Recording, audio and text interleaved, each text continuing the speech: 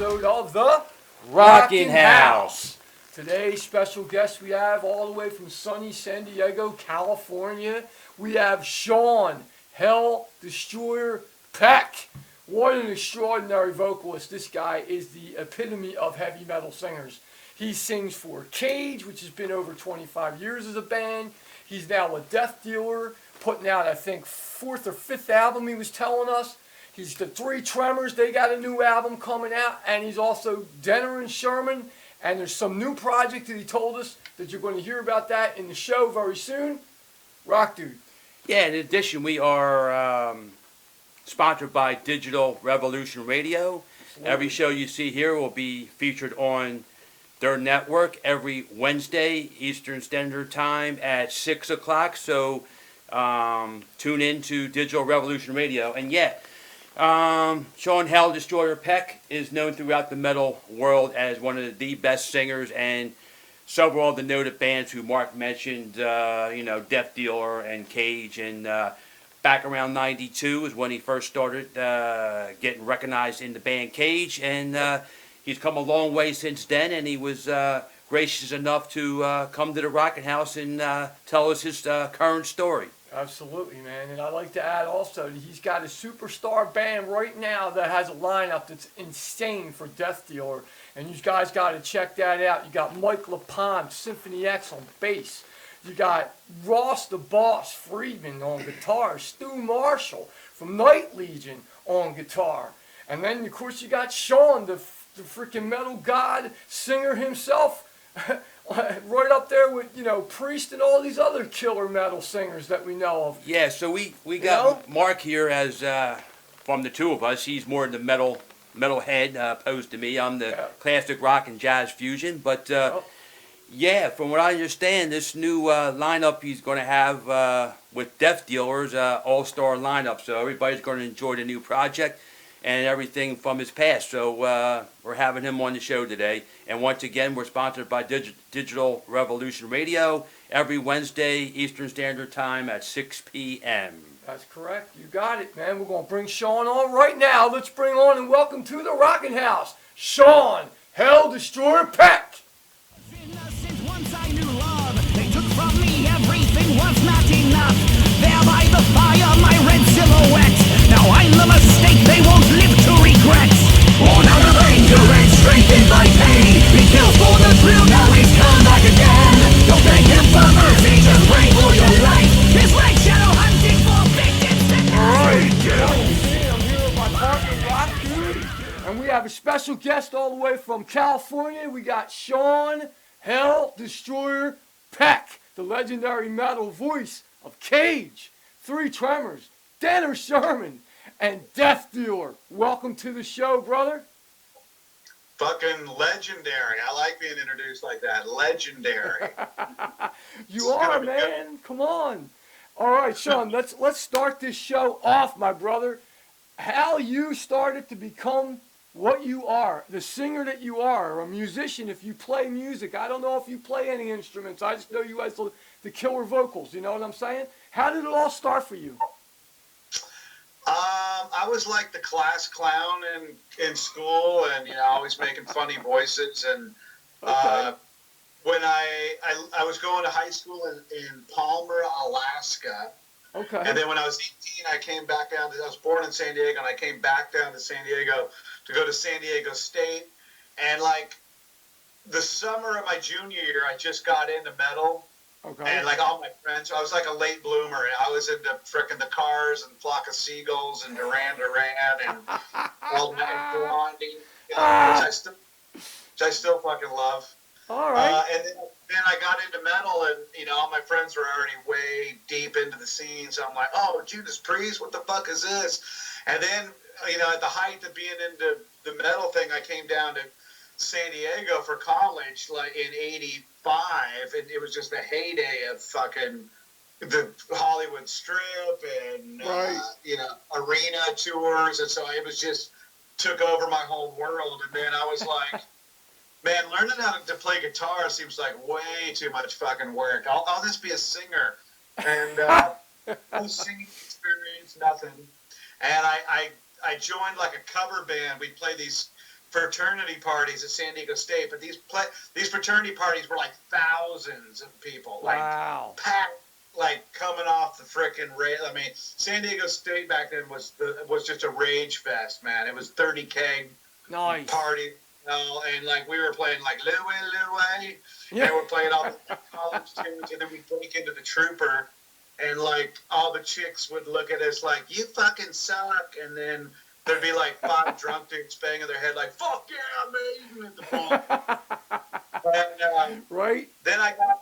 then we started playing like some originals with that cover band. We sucked. We were fucking, it's called Tax Evasion. I think there was a song on YouTube somewhere called Keg Fund.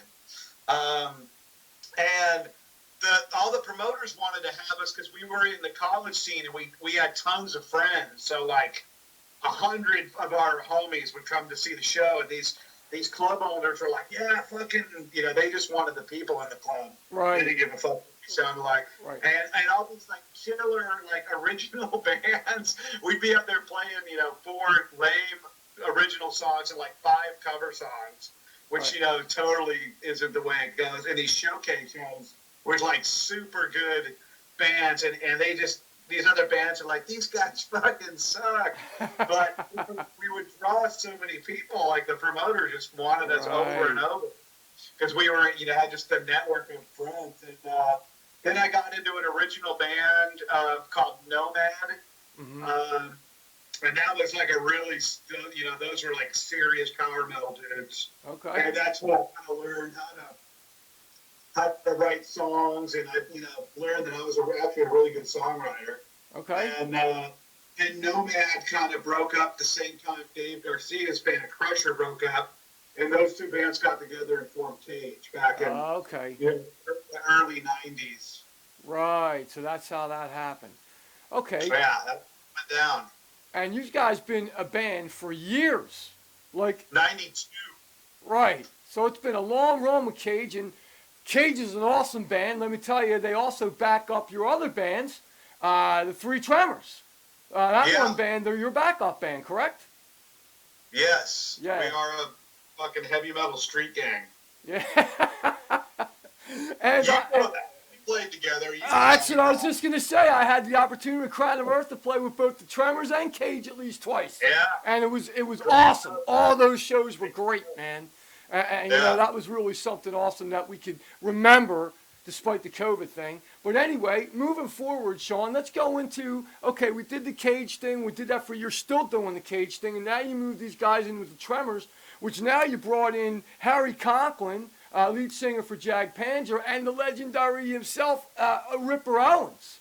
Tim Ripper Owens from Iced Earth, and did what, 2 tours with Priest or something, and 2 albums, I believe. Yeah. That's amazing. Let's talk about the Tremors a little bit, man. They're definitely killer band. That's a really unique thing. That the 3 guys, fronting the band, that's pretty awesome. Let's talk about that a little bit. Yeah, so just going to Cage is still going. We've done 7 albums. Where next year our 8th album comes out. Nice. And so when we did the Three Tremors, it was I wanted the Three Tremors was the old. It was a kind of a urban legend. It was supposed to be Tate Dickinson and Halford doing a band, doing an album. Wow. They never did. So I was just like, fuck it, I'm going to do the 2020 version, the U.S. version of the Three Tremors. And we made it happen, man. We took the name, and we've done, I think, about 60 shows together. It's people listening and watching, it's me and 2 other singers, and we're just up there just wailing it. To speed metal, and it's like the live, everyone loves it, but some of the people reviewing the record like, oh, it's too much, it's too crazy. And putting out that album made us realize just how many fucking pussies there are still in heavy metal, unfortunately. What a way to put it there, Sean. Well, I have to say, I had to witness it up close and personal how awesome the Tremors are live, and the people, even though it was a little crowd, that were loving it. And I'm sure that a lot of the metal fans are loving it. And that's the main thing, right? The metal fans are the ones that put you guys where you need to be. They put everybody there that we're musicians for, And that's awesome. I'll tell you what, we're going to come back with Sean, the Hell Destroyer Peck, in just a minute.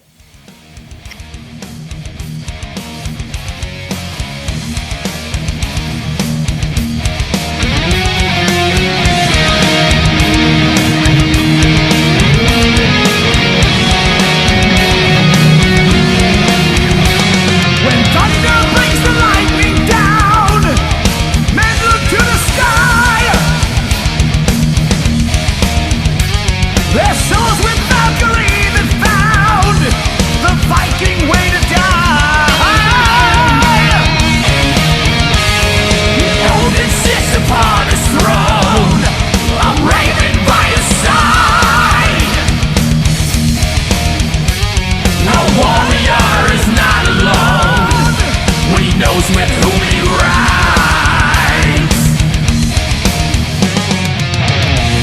And the oars of the longships are pounding the path. The thunder and lightning will bring down the wrath. The wrath of Asgard. In battle there's glory in death. The wrath of Asgard. We kill until no one is left. All right, I'm back with Sean, the Hell Destroyer Peck. Welcome back, brother. Oh. How you doing, man? Good, man. I mean, there's nothing I like better than talking about myself. Let's keep going. This is great. You're funny. You are funny, Sean. All right, Sean, we're going to move on a little bit. Let's move on to Death Dealer, man. I'm really digging Death Dealer, dude. Of course, you got an all-star lineup. Now, I know it didn't start that way. You still had great players, but let's talk about how that developed into where it is now. It's literally a superstar lineup of metal musicians. Well, it did start that way. I mean, we basically, Stu Marshall is a guitar player from Australia. He was in a well-known metal band down there called Dungeon. He's in a band called Night Legion now. Yep. And he asked me to do a song after he left Dungeon, he did these things called Empires of Eden. Okay. He had like Udo and like every singer you can imagine, sang songs and stuff. And so he asked me to do it, and we kind of, hit it off. And of course, the song that I did on his album was the fucking best song on the album. I mean, of course it was. What the fuck do you expect? When I go into fucking kill there. That's how it's the right attitude, man. That's metal. And so then he's like, I was always, one band guy with Cage. Like, I get everything I need from Cage. I've been asked to be in a lot of really well-known metal bands, and I've always turned it down because they wanted me to fucking move to Greece or fucking some other state shit. Yeah.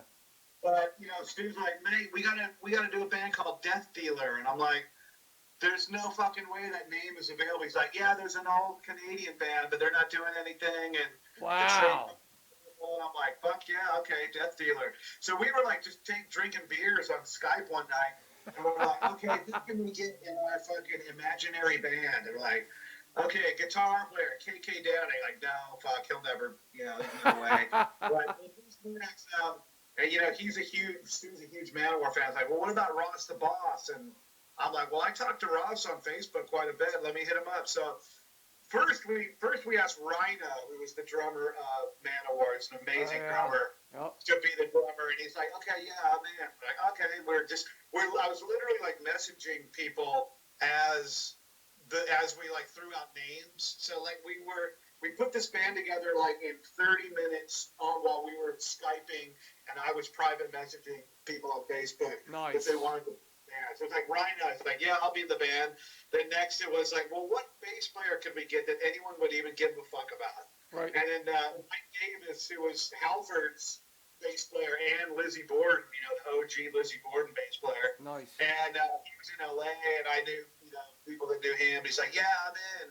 And then we hit up Ross, and Ross was like, Rhino? And Mike Davis was like, fuck yeah, I'm in. So me and Stu were just laughing like, okay, nice.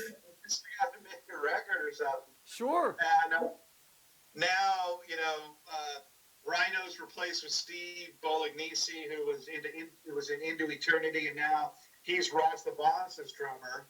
Okay. And he stole the drummer from us, and then we stole Ross's bass player, Mike LaPone, of course, from Symphony X, and he's like the best bass player in metal almost. It's phenomenal.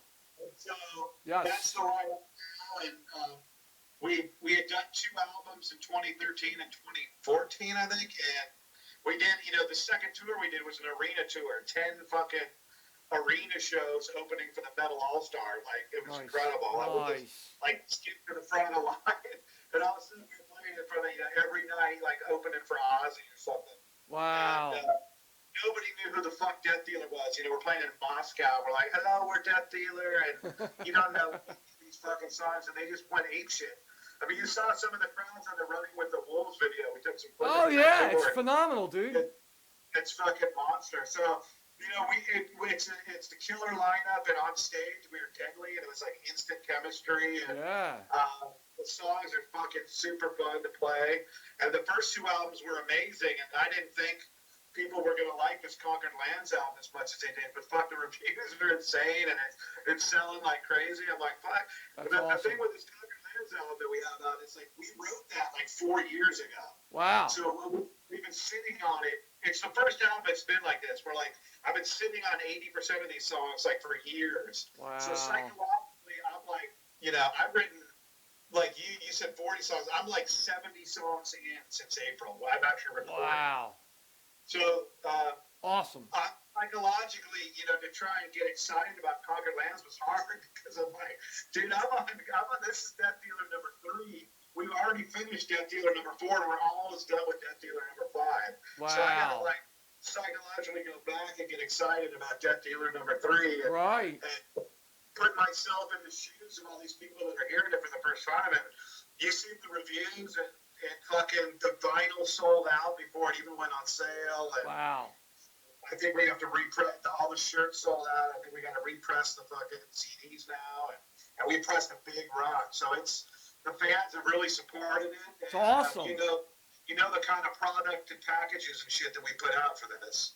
Wow. Yeah, man. I seen you on video putting out some really nice packages, man, with Death Dealers. Like the shirts, the CDs, all the different stickers, like everything, like a patch and stuff. Awesome. You know, Definitely good this stuff swag is setup. cool. Yep. We do these cool 3D lenticulars where it's like you hold it up and you move it and the fucking image changes. It's all in 3D. They came out killer. Nice. Those are part of the package. Our whole thing, you know, Steel Cartel is like my baby. That's the label that we have all the stuff out on. And now we're having some other bands shit come out on it. But our whole thing is like we're the kings of the physical media. You see, so just like Stan Lee from Marvel Comics said, same thing on heavy metal as he said about comic books, which was heavy metal is best when you hold it's like a nice pair of tits. It feels better when you hold it in your hands than looking at it on the internet. Right. And let's talk about that. You have a figure that is you in a character. Let's show everybody that. That's wicked cool. Yeah, this is great. The Hell Destroyer right there. Hell Destroyer, look at that. His own figure of Sean the Hell Destroyer Peck. He's a superhero. It's awesome. That's totally metal, Sean. Totally metal, brother. Love it. Yeah, that's like bucket list. Now I can fucking check out of here without any. I had my own action figure. Nice. The other thing we did was, you know, we had 3 music videos, and those are the only 3 songs that are hitting the streaming sites. If you want to hear this fucking record, you got to support the band, you got to support heavy metal, you got to buy it. Spend your $15 and buy the record. You can't just, on the Friday that the album comes out, like every other band, you just click a fucking button and listen to it for free. No. We're David versus Goliath standing up against Spotify. No, they don't give a shit. But you know, we're adamantly opposed to just like you work all this time and put all this money and effort into making an album, and it's just fucking free the day it comes out. It fucking makes no sense to me. I agree completely. And let's rewind just a little bit because I'm in a Dio tribute band, and I know that the Ancient Evil, going back to the band Cage, the guy who designed your album cover did the Last in Line album. Am I right? No, he did not do Last in Line. He did Killing the Dragon, Master of the Moon. Wow. And he's doing he does all the reissue shit. And he did all the Alfred shit and all the Adrenaline. Mark Sasso, he's really well done. He does all the Cage shit. He did the first. Nice. I rotate between him and Dusan Markovic. Those are my 2 main go-to artists. Okay. And like 2 of the UCR stuff, it's like the best. Like I'll put our album covers up against anybody. Yeah, well, I'm just saying, I'm a big Dio fan. I've been for years. I mean, I was very friends with Pete Resty. I don't know if you remember who he is. He worked with us with Crown of Earth. He worked with many bands. He was huge at Black Sabbath. He was a tech for Iomi for 27-something years. He did Man of War. He toured with them for 28 years. You know, he did so many different things. He even teched for Randy Rhoads for 3 years, I think it was, man. I mean, he did everything that we dreamed. He's done it. And rest in peace, we lost him last year. But, you know, I'm a big Dio fan. And I knew there was something connected with that Ancient Evil album and something to do with Dio, because I remember somebody telling me that when we did a show one time, we were talking about it. So I was right. I just wasn't right about the actual album, which one the album that he did the artwork for. It's the last 5 albums he did the artwork for. Well, that's phenomenal, dude, because there's always Dio's artwork's killer. He did the album art for the 3 Tremors and Nice. And the first Death Dealer, War Master. Absolutely, man. And I'm wearing a 3 Tremor shirt right here, the one that I did the show with, man. Good. I love that album cover. It's great, man. Very Good awesome. man. All right, man. Well, we're going to come back again with Sean in just a minute and talk about things further in the future. He's got albums coming out the butt, coming at you in just a minute. Your hate hits my heart like the death of a friend, regurgitating again and again. Tyrannical ravings, a lunatic mind. They spread like a plague, all your twisted designs, because I won't be denied. The feeling you never had, it's sonic suicide.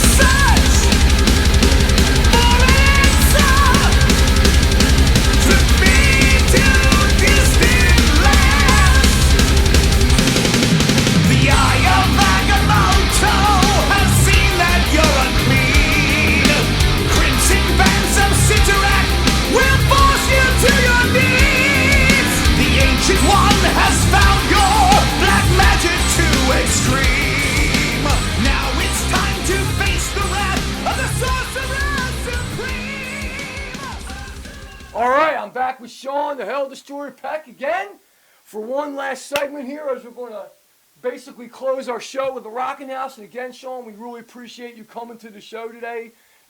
Awesome. Like, you've done so many things in your life with bands and music. It's absolutely amazing. And you do everything, like, to the same extent. Nothing suffers. Everything's right there, like 150%, Sean. And I love that about you, man. I admire that about you as a musician and a singer. But I want to go forward now, brother. I want to talk about, you know, it looks like you got some things in the can with Death Dealer, some new stuff that's not even out yet, but it's already recorded, pretty much. Is that right? Into the future. We will travel into the metal future. So me and Stu have just not stopped writing ever That's since killer, man. the pandemic, man. We just kept going, and the 4th Death Dealer album is completely finished, and that could be my favorite Death Dealer album yet. Wow. The 5th Death Dealer album we got like 12 songs, and we're still, we just wrote a new one today.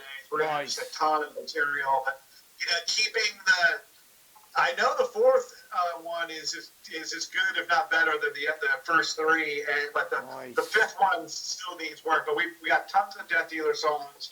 The new Cage album is going to be probably the next one to be released. That'll be probably June 2021. Nice. We have 12 songs, but we're probably going to write something that I've never done before. It's like write 20 and pick 12, which normally we just write 12 and that's what goes on the album. But we're sitting on so much material, we're going to just keep tweaking it. So everyone's really excited about a new Cage Nice. record coming out because we have a lot of Cage fans just because we've been at it so long, and Oh yeah. we got the roots in the underground. And then the Three Tremors follow-up record is already done. That's completely finished, and that's fucking. I can't wait for people to hear that one. That's another awesome one, and that's gonna be. We're waiting for the KK's Preached album to come out. Then we'll probably follow up that with the Tremors record, and I'm thinking end of the year 2021 because we don't really know when KK is going to put out his album. So at least 3 for sure. And then I'm working on a top secret something with that has something to do with the Merciful Fate King Diamond crew, but I cannot reveal. I hate it when people say I can't tell because it's a secret. Right. Fucking irritates me, but I can't tell because it's a secret. Right. And you're talking about Denner Sherman, right? Yeah? Or is it something different? Denner, Jake and Michael have, are not together because of this Merciful Fate bullshit where Denner's not of it. So, but those Denner Sherman albums, were 2 really proud of those records because we were able to capture that Merciful Fate magic. Mm-hmm. And, we'll hopefully continue some of that magic with this new thing. But yeah, so there's, right now we're really pushing the Death Dealer Conquered Lands album, deathdealermetal.com, deathdealermetal.com. You can get all these killer packages that we've been talking about, these bundles that are incredible about. Absolutely. And then also steelcartel.com, and check out Steel Cartel. Get on the email list, because the email list, you get to see the music videos before they get put out in public. You get free songs sent to you. Yeah. The email list is hot, man. There's all kinds of cool stuff. And that links to the YouTube channel, youtube.com/steelcartel. Nice. Everybody go there and subscribe, because there's all kinds. Not only is there metal, but I'm putting up all kinds of funny shit. I put up a bunch of funny football shit. Right. What all the Raider fans loved a couple weeks ago. So, man, I'm just, constantly putting out content and just making the metal. I'm 53, you're 54, and I just keep getting heavier and faster. I'm waiting for, when am I supposed to know all that? It's not happening. Right, man. Well, let me ask you this, man. Do you have anything you can show the viewers that are watching the Rockin House, like some new Death Dealer stuff, like albums, anything you have there that you can show at this point, or you're all sold out? Well, I can show the vinyl. Okay. Yeah. Cool. That's what he's been. Yeah. Oh, there you go. Yeah, that's a hot item, the vinyl. Let me tell you, man. The vinyl's been selling for the last 10 years, right? Yeah. This thing sold out. There's a few left at steelcartel.com. I don't know that we're going to press them again, but... phenomenal, dude. I love the Egyptian thing. That's badass. Absolutely. Yeah, we went with the Egyptian. Very cool, man. I love it. Love it, dude. And that's, Deuce said that artist, people are freaking out on that album cover. They're like, this is one of the greatest metal album covers to ever. And I'm like, fuck, I thought it was cool for sure, but the reaction to the album cover has been great. And then then the album comes on and they get their fucking face melted off. You heard it. You know what's going on. Yeah, dude, Death Dealer is definitely a kick-ass metal band. And people, you need to go check these bands out, because like Sean said, he puts his 150% in everything he does. And trust me, there's not one bad thing you're going to hear that he is involved in. Not even to mention all the top musicians he works with. One thing about the Death Dealer, it's kind of got a little bit of everything. It's got like some classic heavy metal. It's got some thrash. It's got some speed metal. It's got power metal. It's got, fucking Dawkins kind of rockers. Nice. So it covers a lot of bases.